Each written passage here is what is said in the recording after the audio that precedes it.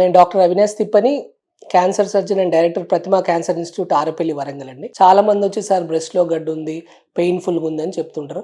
ఈ బ్రెస్ట్లో గడ్డ పెయిన్ ఉంది, క్యాన్సర్ ఉంది ఏమని చాలా మంది భయపడుతుంటారు. సో అలా భయపడాల్సిన అవసరం ఏం లేదు. ఇది కూడా యంగ్ ఏజ్లో వీసీ అంటే ఒక 35 నుండి ఒక 45-50 ఇయర్స్ ఓల్డ్ ఏజ్లో పేషెంట్స్ని ఎక్కువ మంది చూస్తుంటారు. బట్ స్టిల్ 20-25 ఏజ్లో కూడా we see this fibrocystic disease. So ఈ ఫైబ్రోసిస్టిక్ డిసీజ్ పేషెంట్స్ ఎలా చెప్తారంటే, సార్ బ్రెస్ట్లో గడ్డలాగా తగులుతుంది, బహిష్టు అంటే మెన్స్ట్రుయేషన్ టైంలో గడ్డ పెరుగుతుంది, మెన్స్ట్రుయేషన్ టైంలో బాగా పెయిన్ ఉంటుంది సార్ అని చెప్తుంటారు. సో ఈ ఫైబ్రోసిస్టిక్ డిసీజ్ అంటే హార్మోన్స్కి సంబంధించిన ప్రాబ్లం వల్ల వస్తుంటుంది. సో దీని గురించి అంత కంగారు పడాల్సిన అవసరం లేదు, కానీ జాగ్రత్తగా ఉండాలి. కాబట్టి ఒక్కసారి ఏంటంటే రొమ్ముకు సంబంధించిన స్కానింగ్ ఒకసారి చేయాల్సి ఉంటుంది. రొమ్ముకు సంబంధించిన స్కానింగ్ చేసిన తర్వాత అవసరం ఉంటే ఒక చిన్న సూది పరీక్ష చేయాల్సి ఉంటుంది. ఈ సూది పరీక్షలో ఇది ఫైబ్రోసిస్టిక్ డిసీజ్ అనే నిర్ధారణ అయింది అనుకోండి.